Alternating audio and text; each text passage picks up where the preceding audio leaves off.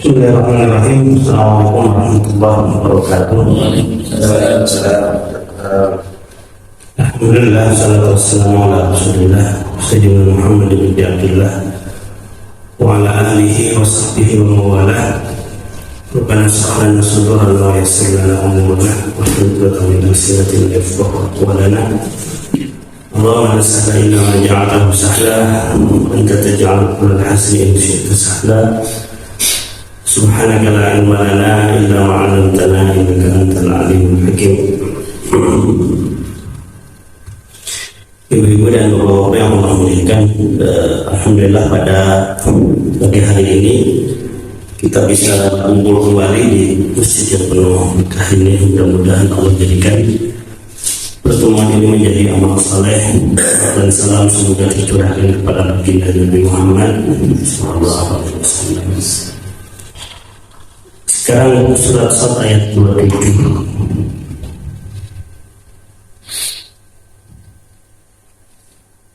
Surat ketiga ayat 27 kita baca sampai ayat 35.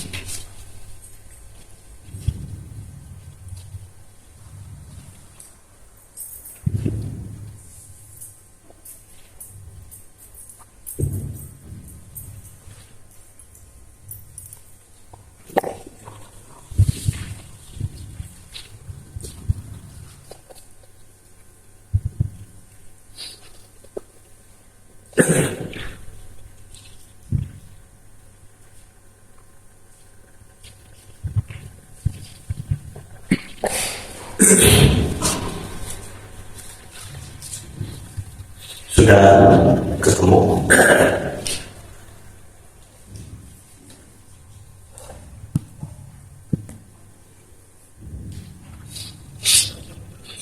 Surat ke-38 ayat 3 ayat 27.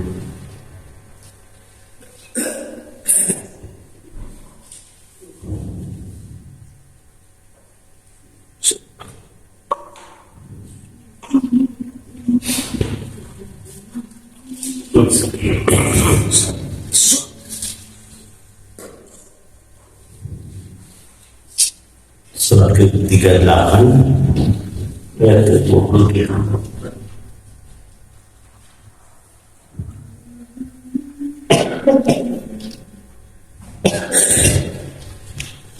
Sudah ketemu? Sudah sebagian ayat 27.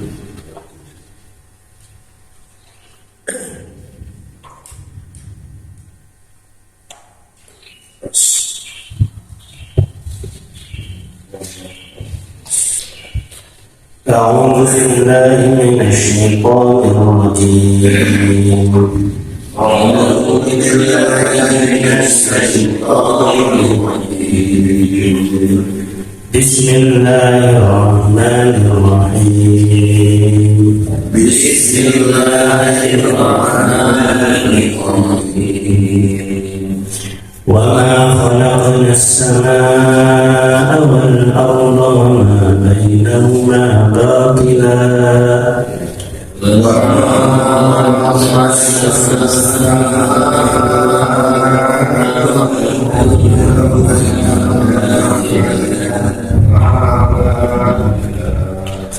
ذلك ظن الذين كفروا فويل للذين كفروا من النار. ذلك ظن الذين كفروا فويل للذين كفروا من النار. أم نجعل الذين آمنوا وعملوا الصالحات كالمفسدين في الأرض.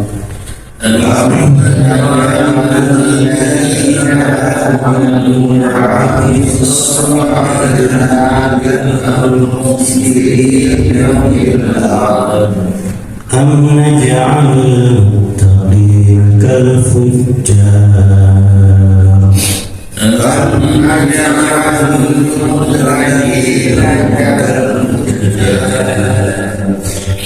كتاب أنزلناه إليك مبارك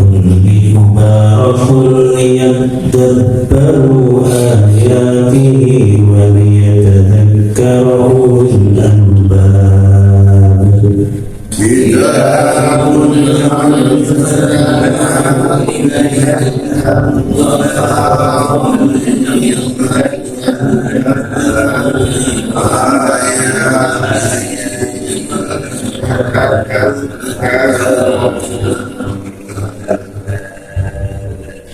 ووهبنا لداود سليمان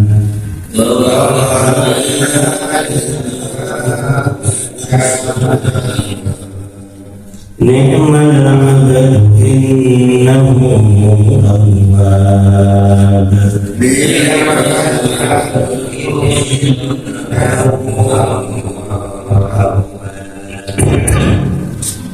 إذ عرض عليه بالعشي الصافنات الجياد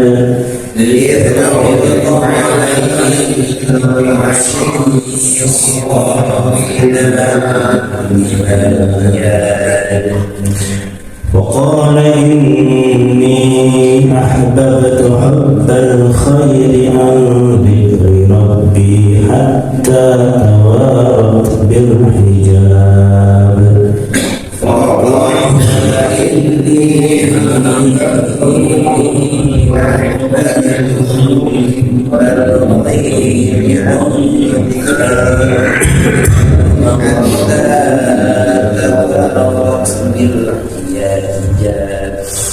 ردوها علي فتفق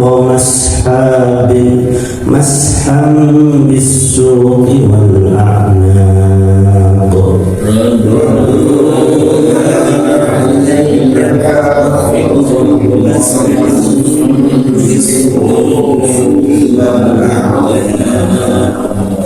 ولقد فتنا سليمان وألقينا على كرسيه جسدا ثم أناب.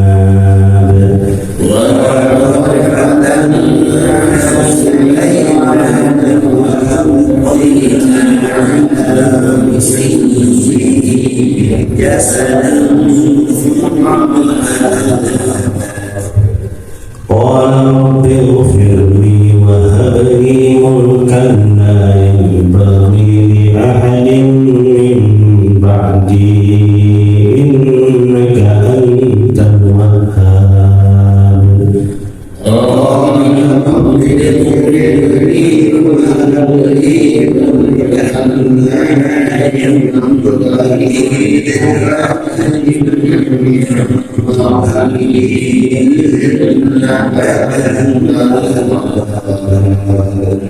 صدق الله العظيم. صدق الله العظيم.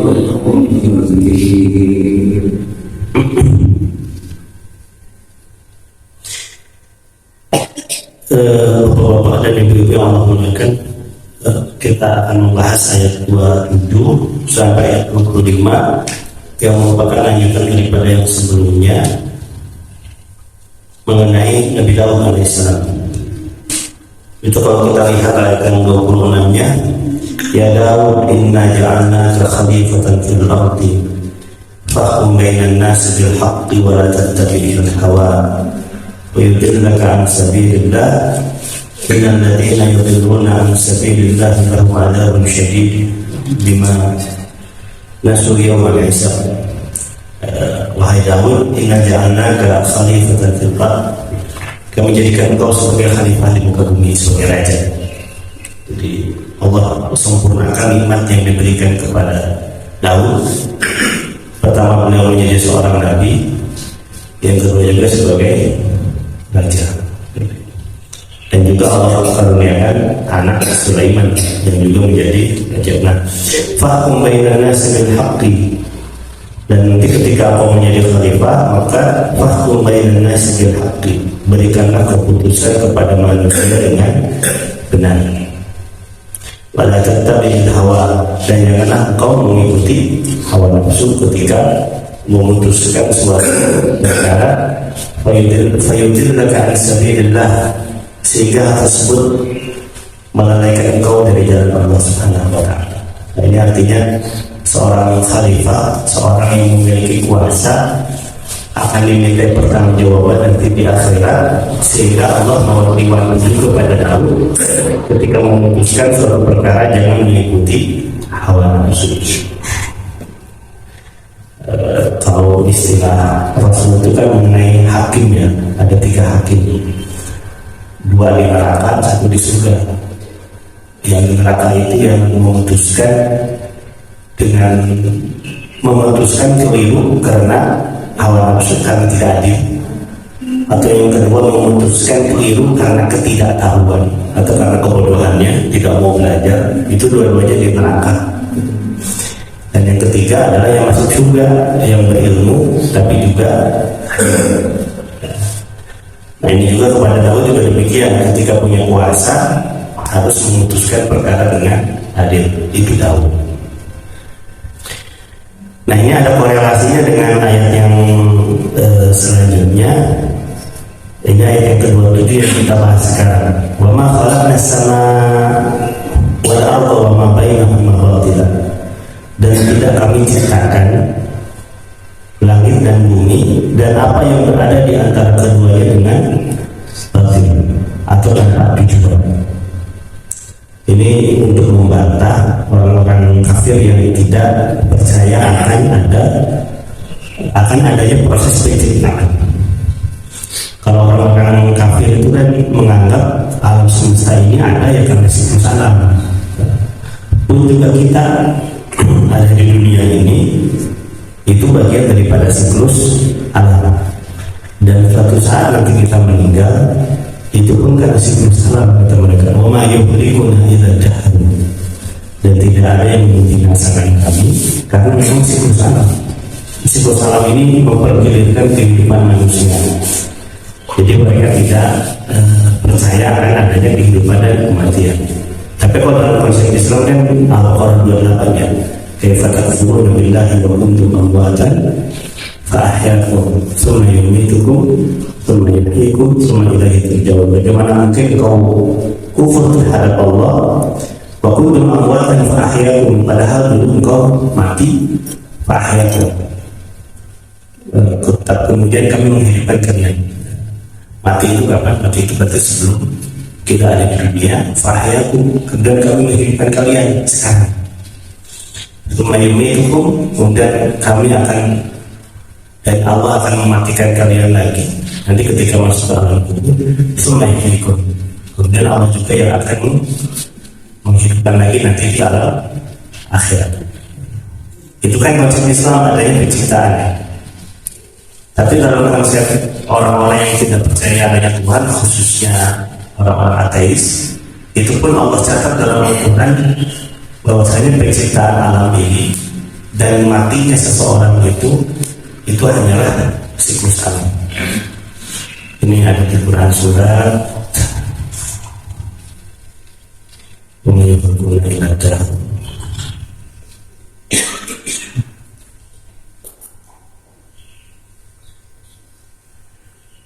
surat Al-Jasiyah ayat 24. Wa ma yuhlikuna illa dahr, dan tidak ada yang membinasakan kami kecuali hanyalah masa. Jadi siklus alam.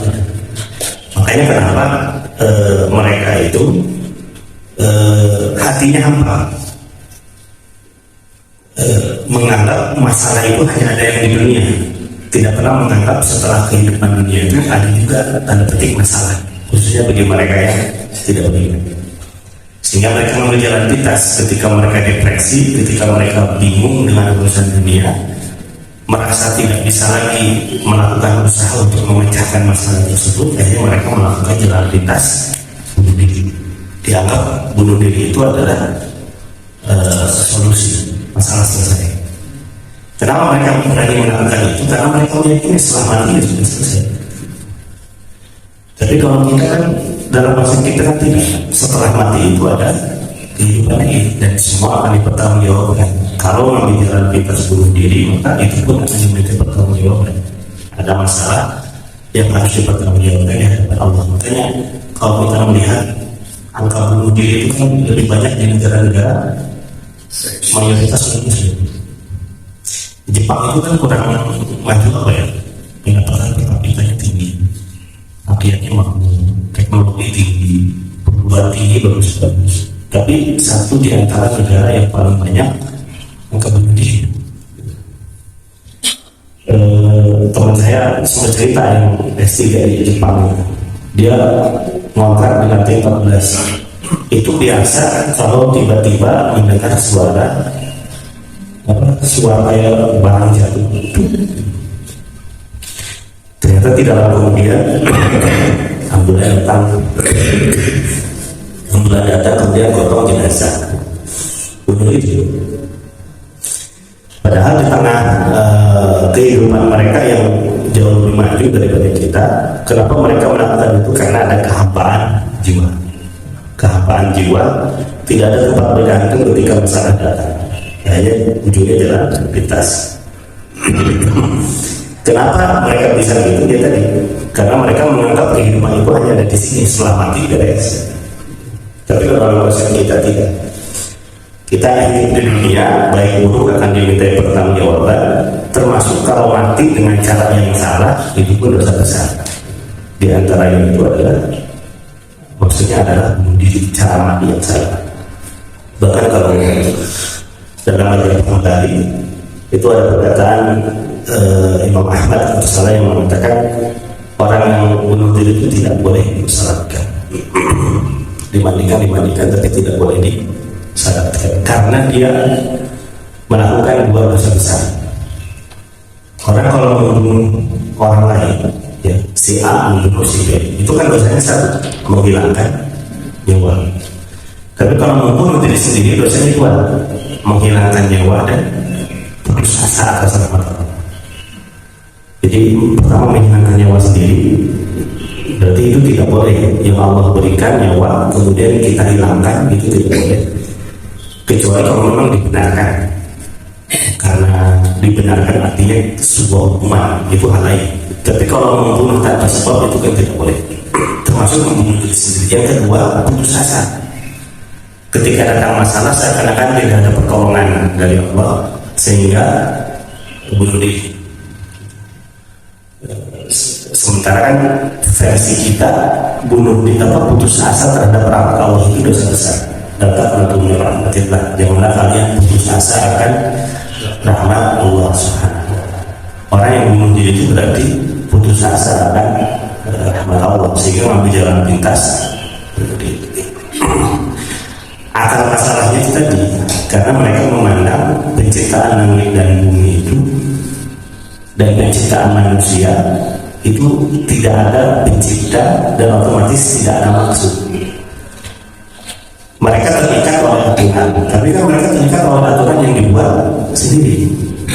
Tapi kalau kita terikat oleh aturan yang dibuat oleh sendiri dan dibuat oleh pencipta, makanya kita hati-hati dalam menyikapi hidup itu. Hati-hati, kalaupun kita bisa melanggar aturan yang dibuat oleh diri sendiri, tapi ada aturan yang kedua yang dibuat oleh Allah. Kalau melanggar, kita masuk bagian daripada dosa.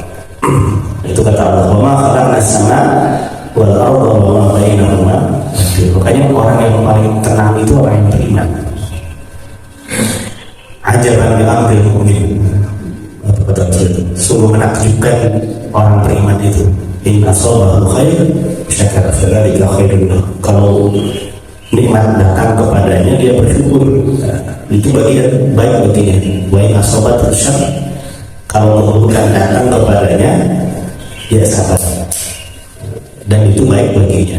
Jadi orang beriman itu kalau senang tidak euforia, kalau sedih tidak putus asa, tidak putus asa, karena ada tempat bergantung yaitu Allah Subhanahu wa Ta'ala. Jadi bunuh diri di negara-negara sipil itu biasa. Bahkan ada menteri luar negeri konser beberapa tahun lalu itu juga bunuh diri. Dzalika dhannu alladziina kafaru, itu adalah dugaan orang-orang kafir. Jadi penciptaan langit dan bumi yang sia-sia itu adalah Dzannul ladzina kafaru itu adalah dugaan orang-orang kafir. Jadi prasangka besar orang kafir itu adalah dunia ini diciptakan tanpa tujuan atau sia-sia. Kan kita tuh ada yakin ya, kalau yakin itu 100% kita meyakini suatu kebenaran. Yang kedua ada dhon itu dugaan, tapi keyakinan lebih dominan. Jadi kalau ada benar salah, tapi dhon itu adalah 60% lah. Itu dhon. Artinya bukan pada diri kebenarannya, keyakinan akan benarnya itu 60%. Walaupun hakikatnya bisa jadi salah gitu ya. Tapi kalau syak itu 50-50%. Kalau antara yakin dan tidak yakin itu 50-50% itu syak. Jadi kalau misalnya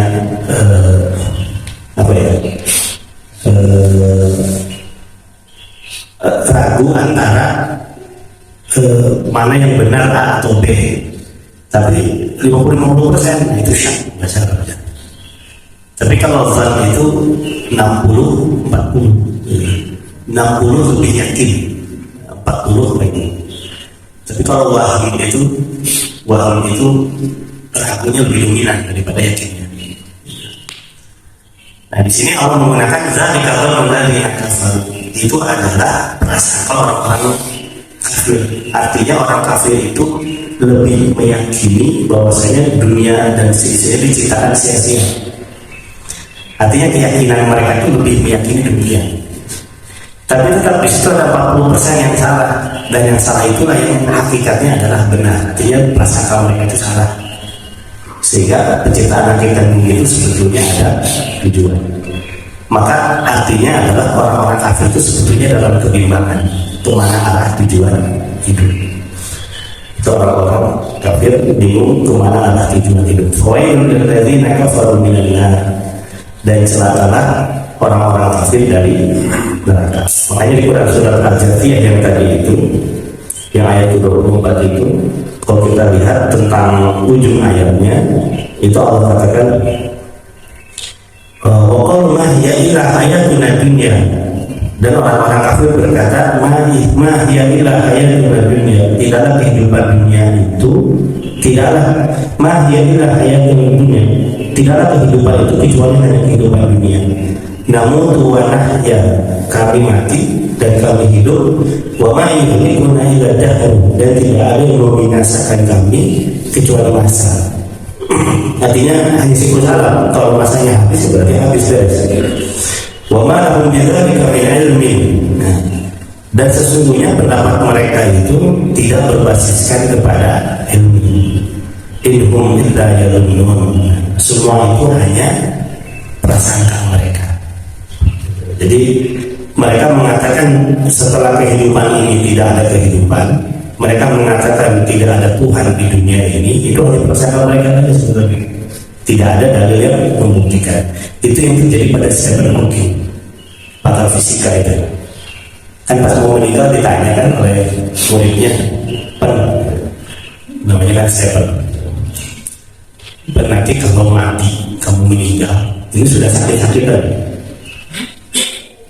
Yang ternyata kamu tetap bersama Tuhan. Bagaimana apa yang kamu lakukan? Sementara kau sekarang tidak percaya adanya Tuhan. Kan banyak fisikawan di barat itu yang ateis ya. Tapi jawabannya apa? Ya pokoknya saya tidak percaya adanya Tuhan. Tidak perlu menanyakan alasannya apa. Artinya keyakinan tanpa alasan. Keyakinan tanpa alasan itu orang-orang teis. Dan mereka pasti tidak percaya akan perkara gaib. Dan kan bedanya orang beriman dengan orang kafir itu satu ya. Orang beriman percaya akan adanya metafisik atau zat gaib, tapi orang kafir tidak. Makanya di Quran surah Al-Baqarah itu ada di yu'minuna bil ghaib, yaitu mereka yang beriman kepada perkara yang gaib. Itu yang bedanya antara beriman dan orang kafir. Kita percaya adanya yang gaib, sesuatu yang tidak nampak tapi hakikatnya ada. Tapi kalau orang-orang kafir tidak percaya. Artinya beriman takut kepada yang gaib itu pahala besar. Quran surat Al-Mulk ya, innal ladzina yakhshawna rabbahum bil ghaibi. Sesungguhnya orang yang takut kepada Tuhannya dalam kondisi dia tidak melihat Tuhannya. Lahum maghfiratun wa ajrun kabir. Artinya pahala dan ampunan dan pahala yang besar.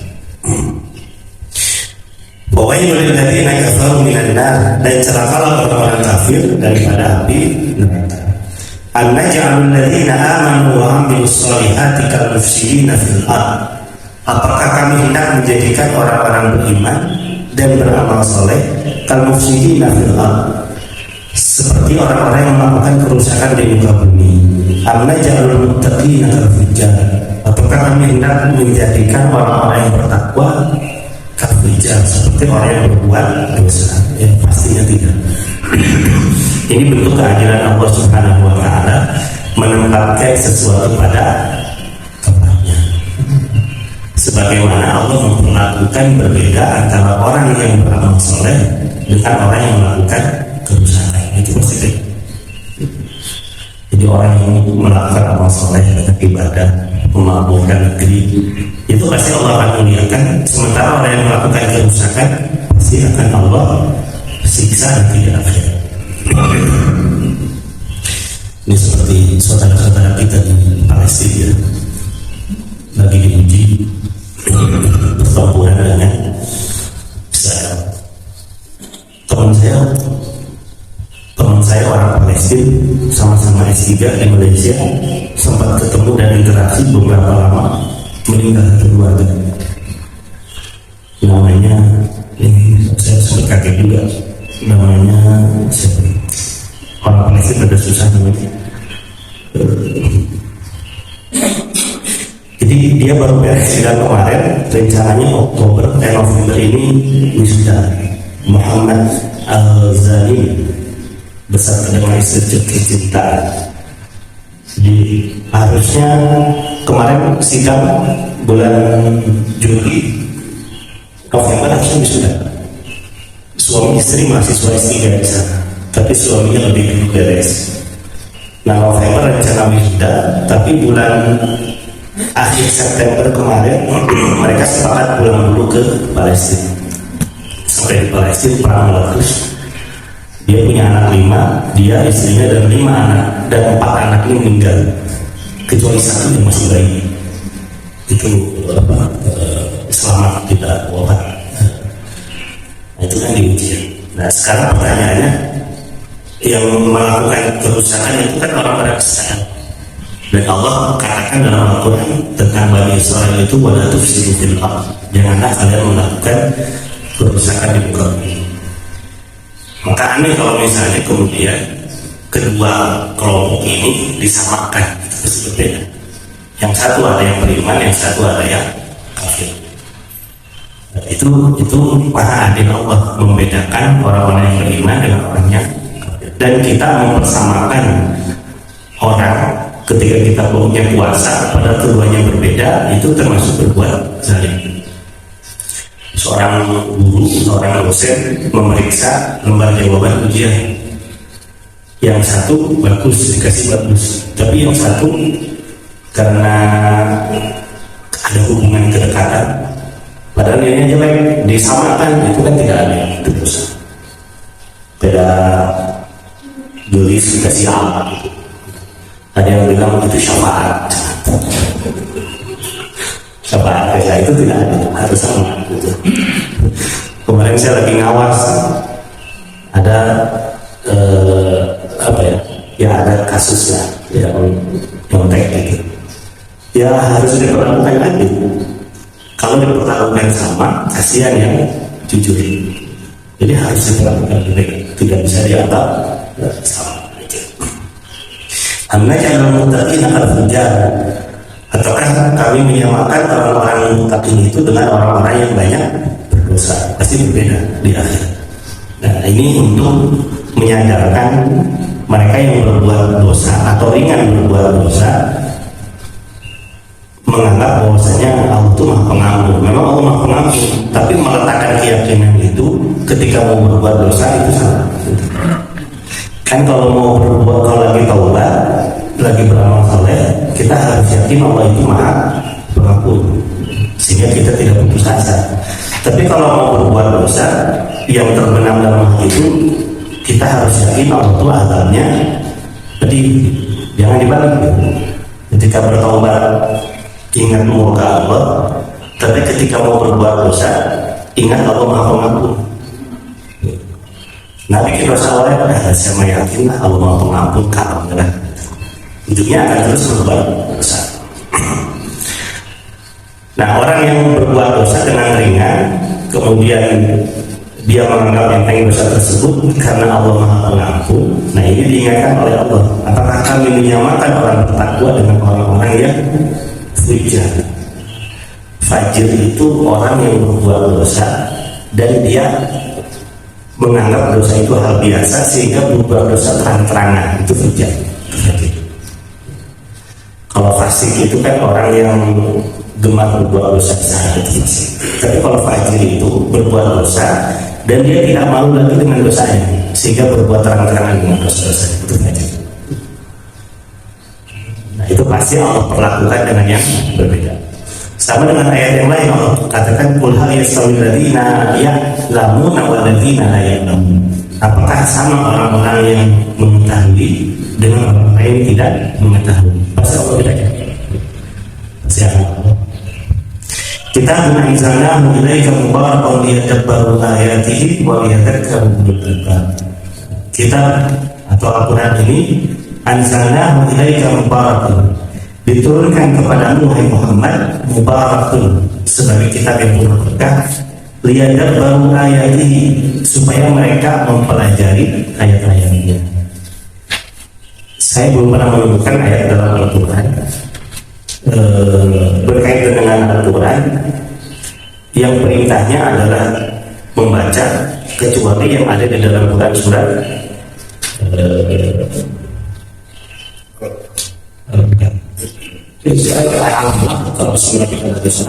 atau dalam ayat Al-Quran faqra'u ma tayassara minal Quran Al-Mudaththir. Tapi para ulama seringkali mengatakan ketika faqra'u ma tayassara minal Quran, bacalah dari yang mudah dalam Al-Quran, itu dikaitkan dengan sholat. Jadi kalau sholat, bacalah ayat dalam Al-Quran yang mudah, artinya yang yakin betul hafal. Dan kalau sholat berjamaah tidak memberatkan makmum. Tapi kalau kaitannya dengan Al-Quran, itu seringkali perintahnya bukan membaca tapi mempelajari. Salah satunya ayat ini, liyadabbaru ayatihi, supaya mempelajari ayat-ayatnya. Katanya ada levelnya, setelah kita baca, kalau bisa kita tadabbur, mempelajari apa yang ada di dalam Al-Quran. Dan itulah yang sedang kita kaji sekarang juga, atau menafsirkan Al-Quran. Nah, masalahnya di Quran surah Al-Furqan ayat 21 itu Rasul mengeluh kepada Allah tentang kondisi umatnya. Wa qala Rasul ya Rabbi inna qaumi ittakhadhu hadha Qur'ana mahjura. Dan Rasul berkata, wahai Tuhanku, sesungguhnya umatku menjadikan Quran ini sesuatu yang ditinggalkan. Artinya hanya sebatas hiasan di rumah. Ada seorang ulama yang berpendapat orang termasuk meninggalkan Al-Quran apabila dalam 3 hari dia tidak interaksi dengan Quran, itu termasuk meninggalkan Quran. Dan nanti di akhirat kan Al-Quran itu bisa menjadi penolong kita, atau bisa jadi Al-Quran itu sebagai yang mencelakakan kita. Kan penting, mencelakakan itu bersaksi bahwasanya kita meninggalkan dia. Makanya di antara doa para ulama itu adalah Allahumma ja'al Qur'ana hujjatan lana la hujjatan alaina. Ya Allah, jadikan Al-Quran ini sebagai penolong kami, bukan justru yang menjadi saksi kami meninggalkannya. Itu kaitannya dengan Al-Quran ayat 21. Waliyadhakkaru ulul albab, dan supaya orang-orang yang berilmu itu ingat. Ini Allah turunkan Al-Quran.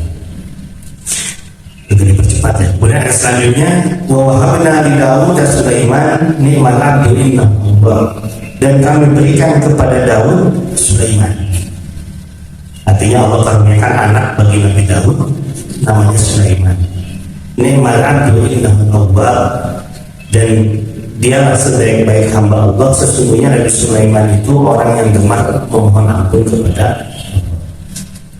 Jadi bapaknya raja, anaknya juga raja. Bahkan dalam kisahnya kan kemudian dengan Bilqis ya, Sulaiman dengan Bilqis nikah ya. Kan kalau ada buku undangan ya, undangan pernikahan, kemudian disebar, kita baca. Di antaranya itu suka ada untayan doa. Ya Allah, kumpulkanlah keduanya sebagaimana Engkau kumpulkan antara Adam dan Hawa. Betul, Adam dan Hawa kan hidup bersama akhirnya. Dan yang kedua, ya Allah, kumpulkanlah keduanya sebagaimana Engkau kumpulkan antara Sulaiman dan Bilqis. Pertanyaannya, Sulaiman dan Bilqis menikah ya? Menikah. Kemudian yang ketiga, ya Allah, kumpulkanlah keduanya antara Yusuf dan Zulaikha. Yusuf dan Zulaikha itu menikah tidak? Menikah. Nikah dua. Terus Sulaiman dengan Bilqis. Ini yang versi kita penjelasannya belum ada. Mungkin ada tapi saya belum menemukan. Tapi kalau di Taurat katanya ada. Di Taurat itu Bilqis dan Sulaiman itu menikah. Tapi itu versi Taurat. Yang bisa jadi benar, bisa jadi salah. Dan versi kita Allah. Tapi Yusuf dan Zulaikha ada riwayat yang mengatakan menikah pada usia tua. Walaupun demikian, tapi keduanya masih ganteng dan kasih dan cantik. Yusuf itu ganteng. Gantengnya Yusuf itu sebagai ada berpendapat itu adalah mukjizat. Makanya jangan ada yang berharap ini Nabi Yusuf mustahil. Bahkan ada anekdot yang mengatakan 50 kegantengan laki-laki di dunia itu ada di Nabi Yusuf, 20% di Nabi Muhammad, 10% di saya, sisanya dibagikan. Itu mengenai dengan Zulaikha juga demikian. Ganteng, cantik, punya ketertarikan yang kuat, hampir saja terjadi. Walaupun hamad bihi wa hamad biha. Yusuf juga punya hasad kepada Zulaikha, Zulaikha sudah hasad kepada Yusuf dalam satu ruangan. Laula an ra'a burhana rabbi, kalaulah aku tidak melihat petunjuk dari Tuhan. Apa petunjuknya itu? Ada ayat tafsir menjelaskan ketika mau kejadian, tiba-tiba bayangan ayahnya Yusuf muncul. Siapa Nabi? Nabi Yakub. Maka mungkin dalam pikiran Nabi Yusuf, bapak orang Nabi, ilmunya orang kiri.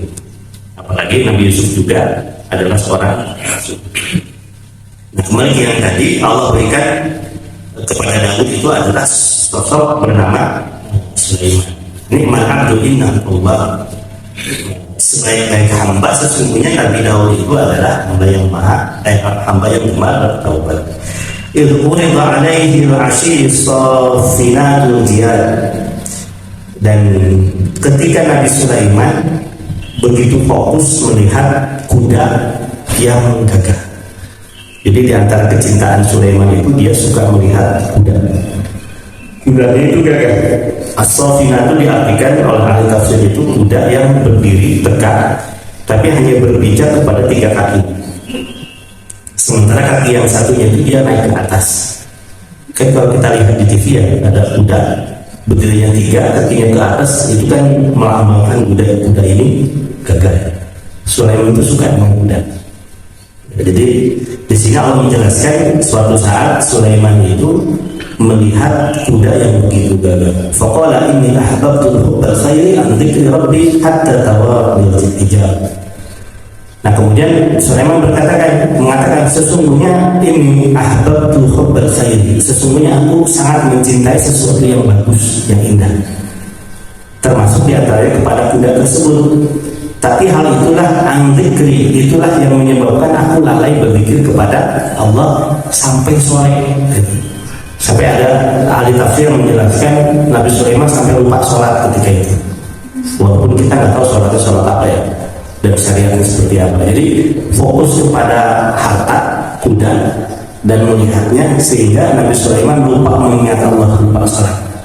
Nah disitulah Nabi Sulaiman berbuat kelalaian. Ini menjadi gambaran juga bahwasanya para nabi itu di samping Allah karuniakan kenabian kepada mereka, bukan berarti mereka tidak berbuat salah. Maka definisi maksum itu bukan berarti Nabi tidak berbuat salah. Maksum itu berbuat salah tapi langsung ditegur oleh Allah, sehingga dosanya langsung hilang. Seperti Nabi Muhammad, abasa wa tawalla in ja'ahul a'ma. Kenapa kau berbuat masa ketika orang yang buta datang kepadamu? Itu kan Nabi berbuat baik, tapi kemudian langsung diingatkan oleh Allah, sehingga Nabi bertobat, hilang dosanya. Jadi ada unsur manusiawi pada setiap Nabi. Nah, ini termasuk Nabi Sulaiman juga, fokus kepada harta sehingga lupa berpikir kepada Allah Subhanahu wa ta'ala. Berduha alayya fatafiqa mas'am bis-suqi wal a'nam. Ketika Nabi Sulaiman sadar dia lalai, apa kata Nabi Sulaiman? Balikan kuda itu kepadaku, sehingga akan aku potong kaki dan lehernya. Itu bentuk penyesalan, artinya ini harta yang melalaikan dari Allah, atau akan binasakan dia. Itu taubatnya Nabi Sulaiman. Maka betul apa yang Allah catat dalam Quran surat ayat 30-nya itu, innahu awwab, dia itu adalah hamba yang gemar bertaubat, bikin salah bertaubat, bahkan adalah tanda petik membinasakan harta yang melalaikannya. Walaqad fatanna Sulaimana wa alqaina ala kursiyihi jasadan thumma anar. Dan telah kami uji Sulaiman wa alqaina ala kursiyihi jasadan, dan kami uji dia dengan lemasnya tubuh sehingga kemudian dia bertaubat. Ini ada beberapa tafsir. Ada yang mengatakan Nabi Sulaiman diuji di singgasananya itu ada seorang bayi yang cacat. Bayinya bayi siapa? Anaknya Nabi Sulaiman.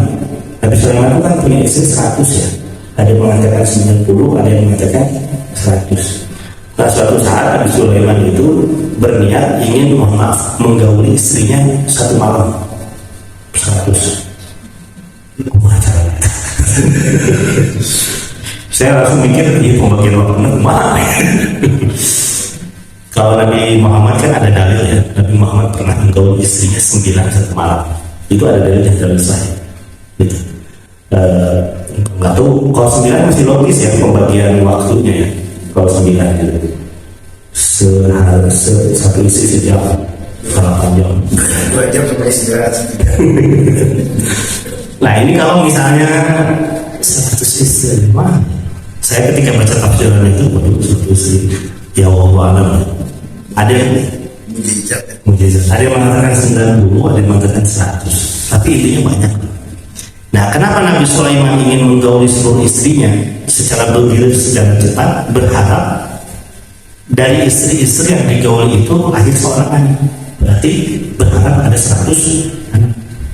Supaya apa? Supaya menjadi penerus kerajaannya.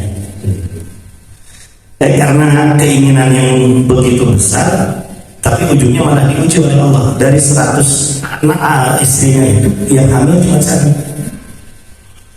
Dan dari 1 itu pun cacat pula. Sehingga yang tergeletak di atas singgasananya itu, maksudnya itu adalah anak yang tadi itu, dari salah satu istrinya yang kemudian lahirnya ternyata cacat. Ini Allah uji Nabi Sulaiman. Jadi intinya apa? Sekelas Nabi saja ujiannya berat, dan semakin soleh seseorang, ujiannya itu semakin besar. Kan man asyadun nas bala'an. Ini pertanyaan seorang sahabat kepada Rasulullah, ya Rasulullah, siapa orang yang paling besar ujiannya? Al-Anbiya sama Al-Anbiya. Kemudian kata Nabi, yang paling berat ujiannya itu adalah Al-Anbiya summa amsal fal-amsal. Kemudian orang yang mengikuti jejak langkahnya, keimanannya. Semakin tinggi keimanan, maka ujiannya itu semakin besar. Atau boleh jadi ujian itu karena kelalaian yang dilakukan oleh orang tersebut sehingga Allah pun uji. Contohnya adalah ujian kehilangan motor, tak lalai. Cina benar. Nah, itu Nabi Sulaiman ini diuji oleh Allah. Nah, ini ada yang mengaitkan apakah ujian ini ada kaitan dengan kelalaian Nabi Sulaiman yang sibuk ngurus harta sehingga lupa zikir kepada Allah, hingga Allah uji juga dengan anak seperti ini. Tapi ada juga Nabi Sulaiman yang mengatakan Nabi Sulaiman diuji karena memang keimanannya tinggi. Semakin tinggi iman, semakin tinggi. Itu penafsiran pertama. Nah, penafsiran kedua, ada yang mengatakan lalai atau lemas, dan di singgasana itu bukan anak tadi, tapi Nabi Sulaiman sendiri. Nabi Sulaiman itu pada akhirnya jasadnya itu menjadi lemas, sehingga dia tergeletak di atas singgasananya. Nah, ini mengaitkan dengan peristiwa yang dialami Nabi Sulaiman ketika wafatnya. Kan wafatnya itu kan berdiri di tongkat ya, sehingga tidak ada yang mengira kalau beliau sudah wafat. Ketika si tongkatnya itu rapuh, baru ketahuan Nabi Sulaiman itu sudah meninggal. Wallahu a'lam. Nabi Sulaiman itu kemudian bertaubat. Satu ayat lagi. Nah, taubat Nabi Sulaiman itu ditunjukkan dengan doanya, qala rabbi firli, ya Allah ampunilah kami, wa hab li mulkan la yanbaghi li ahadin min ba'di, dan karuniakanlah kepada kami kerajaan la yanbaghi li ahadin min ba'di, kerajaan yang tidak akan pernah datang sepertinya setelah kerajaan. Innaka antal wahhab, sesungguhnya Engkau Tuhan yang Maha Pemberi. Ini doa Nabi, pertama minta ampun, yang kedua minta kerajaan. Dia berharap kerajaan itu kerajaan yang terbesar, yang tidak akan ada kerajaan yang dapat menyainginya setelahnya. Dan ini digabungkan. Jadi kerajaan Nabi Sulaiman itu kerajaan yang paling besar dalam sejarah dunia. Bahkan dalam Quran surat An-Najm besar ya, kerajaannya itu sejauh hembusan angin ke barat dan sejauh hembusan angin ke timur. Inilah yang menjadikan dalil siapa? Profesor Ahmad di antara kerajaan Sulaiman itu adalah Candi Borobudur. Karena di sana ada daerah namanya Wonosobo. Wonosobo itu dari nama sebuah kaum namanya kaum Sabah.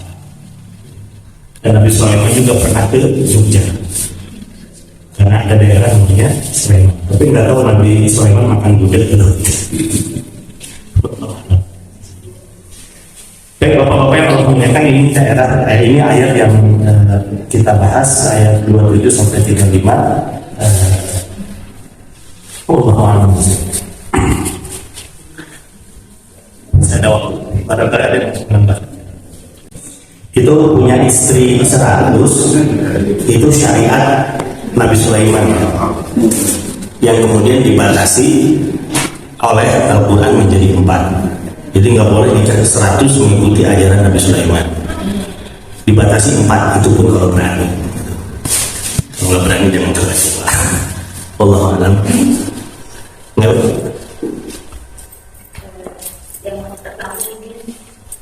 Yang ayat 33 di dalam terjemahan yang ayat 33 di dalam terjemahan itu, bawalah semua kuda itu kembali kepadaku, lalu dia mengusap-usap kaki dan leher kuda itu.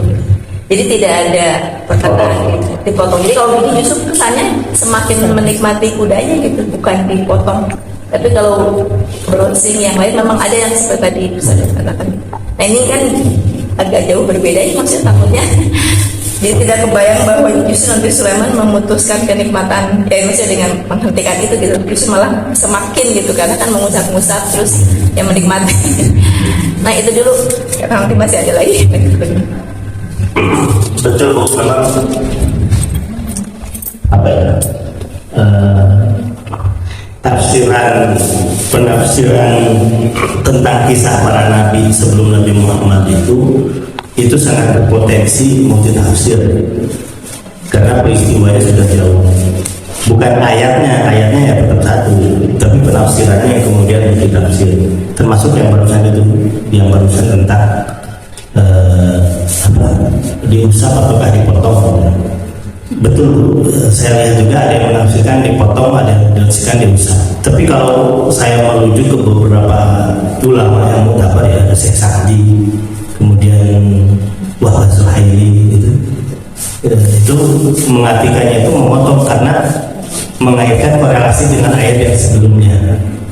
Nabi Sulaiman bertaubat, menyesal atas apa yang dilakukannya karena dunia melalaikan dia, akhirnya dunia yang melalaikan tersebut dipotong.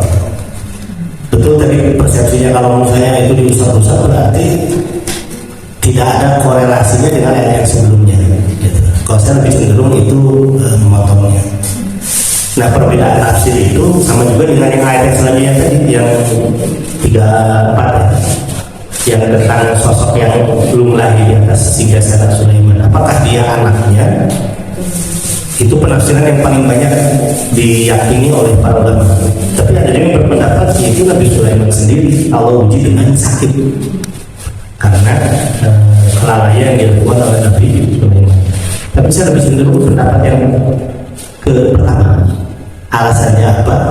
Dikaitkan dengan jumlah istri Nabi Sulaiman. Ada hadis sahih yang menjelaskan Nabi Sulaiman itu istrinya banyak. Dan juga memang kalau dikaitkan kemudian dari 100 istri itu punya anak satu dan kemudian cacat, ya berarti yang di situ itu adalah Nabi Sulaiman. Yang kedua dilihat dari segi bunyi redaksinya, yang 34 itu.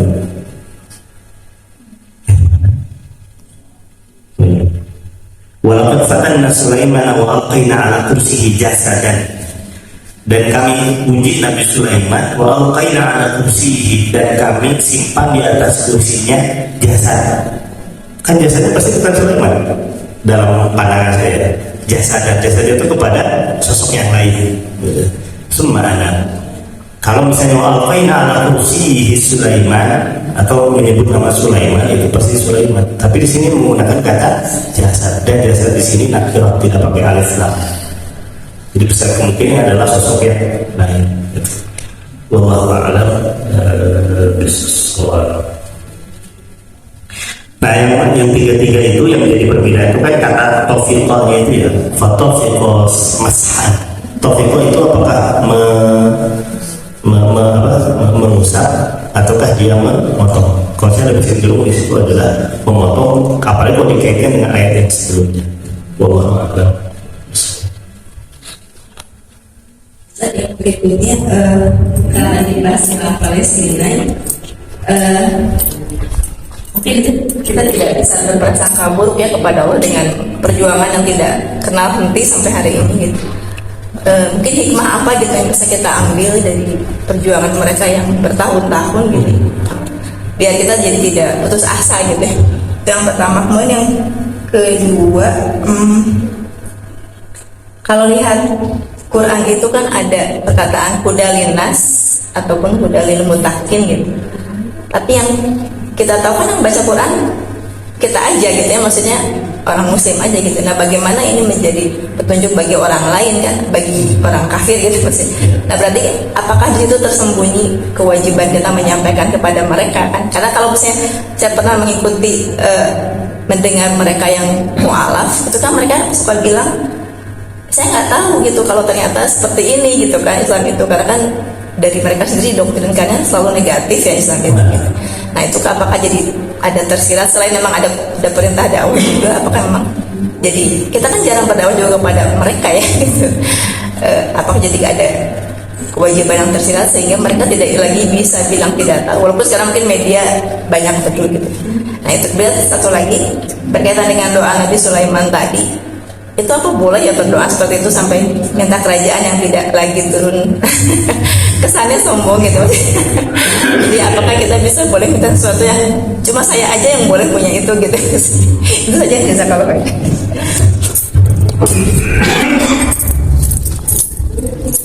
Yang pertama tentang yang tadi, Palestina itu. Palestina itu ujiannya banyak sekali ya. Ujian oleh orang kafir dibombardir, tapi juga diuji oleh orang Islam sendiri.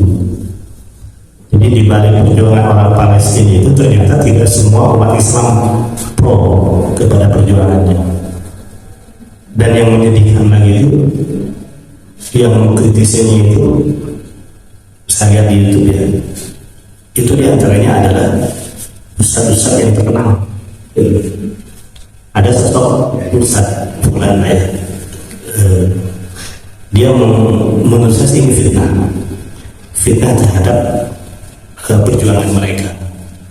Jadi mereka ustaz ini menuduh bahwasanya Palestina itu memang sengaja bikin ribut dengan Israel supaya mendapat simpati dan bantuan terus. Sama dengan banjir lah. Kenapa mereka tidak mau direlokasi? Karena kalau banjir dapat bantuan. Nah, warga Palestina dituduh gitu. Dan yang menurutnya sayangnya itu umat Islam juga. Jadi orang Palestina itu, garis miring Hamas lah ya, itu dituduh oleh dua serangan. Orang-orang Wahabi tanda petik ya, orang Salafi menuduh Hamas itu ahli bid'ah. Tapi orang-orang Sufi menuduh Hamas itu radikal. Jadi ini dua hal yang kontradiksi. Jadi tuduhannya demikian. Yang kedua, mereka itu sengaja jadi bikin sebetulnya damai antara Palestina dengan Israel versi dia itu. Tapi orang Palestina bikin gara-gara sehingga Israel menyerang. Ujungnya Palestina atau rakyat Palestina mendapat simpati dari rakyat dunia, sumbangan masuk. Ini kan kejauhan ya, tuduhan yang begitu kejauhan. Dan sayangnya yang bilangnya itu orang bukan sembarangan. Itu yang saya sayangkan. Saya punya teman dekat Bu, sama-sama mahasiswa di Malaysia, yang tadi saya sampaikan itu saya ngobrol panjang tentang dengan dia tentang Palestina yang jauh daripada tuduhan tadi. Jadi cita-cita mereka itu memang ingin menyelamatkan tanah mereka dari rampasan orang-orang Israel, terutama melindungi Al-Quds. Kemudian mereka juga diuji oleh fatwa ulama yang kurang tepat. Mereka mau berperang melawan Israel. Mereka senjatanya terbatas. Kemudian mereka mendapatkan fatwa bahwasanya alam takun ardullah wasi'atun fatuhajun fiha. Karena nanti di akhirat itu orang-orang yang mazlum, orang-orang yang dizalimi itu akan dimintai oleh Allah dengan cara apa? Kamu mati. Kata orang-orang yang dizalimi itu, kami mati karena kami dulu lemah di dunia, dibantai.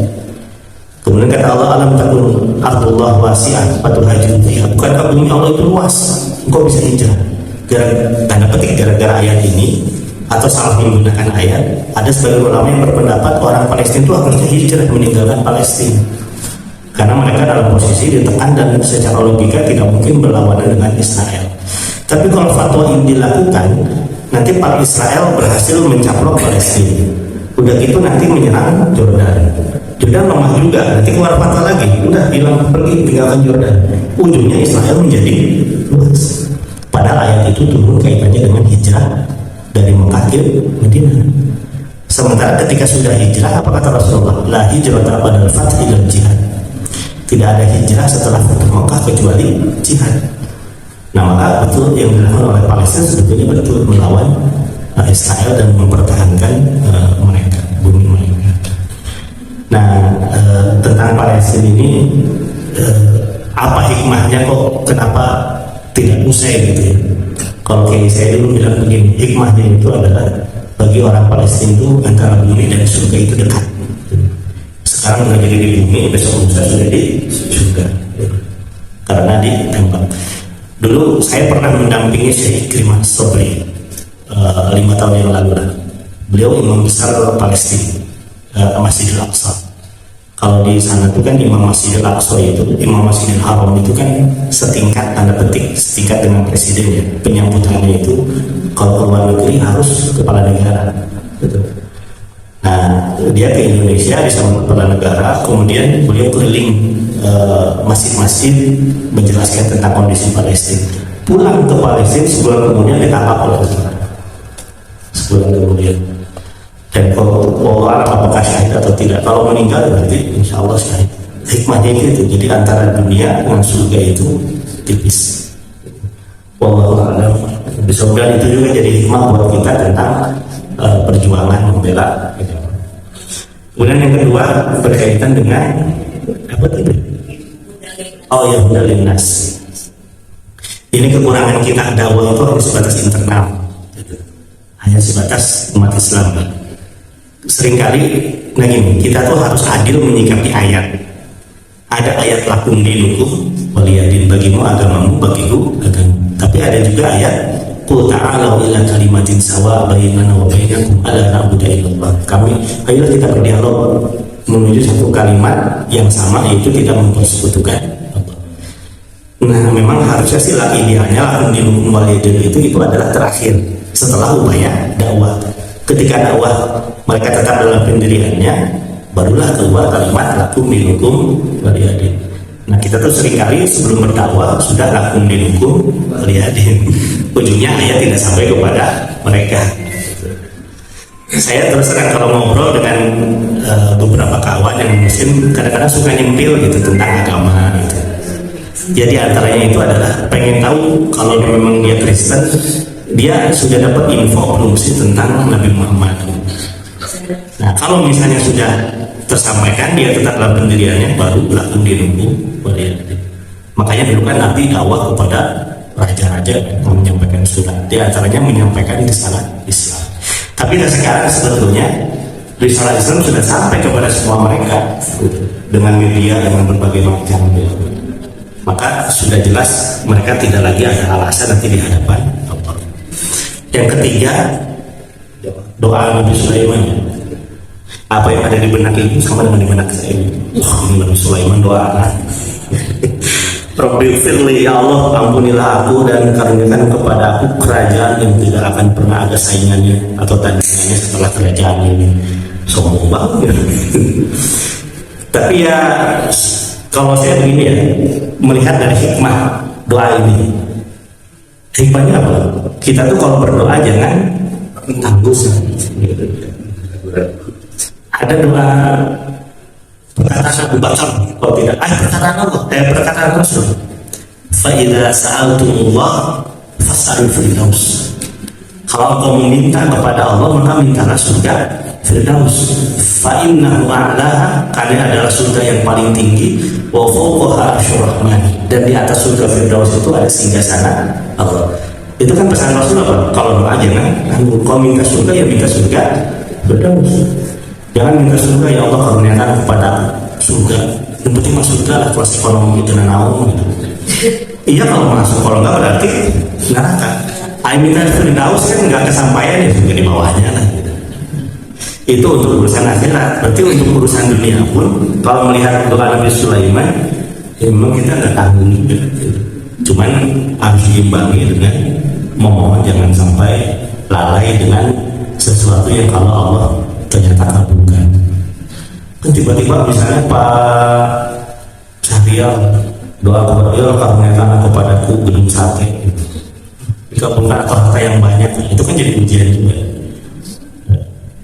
Jadi boleh sebetulnya kalau melihat ini meminta apa yang kita minta dan jangan tanggung.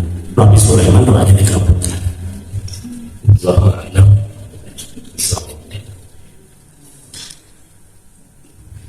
Cukup ini.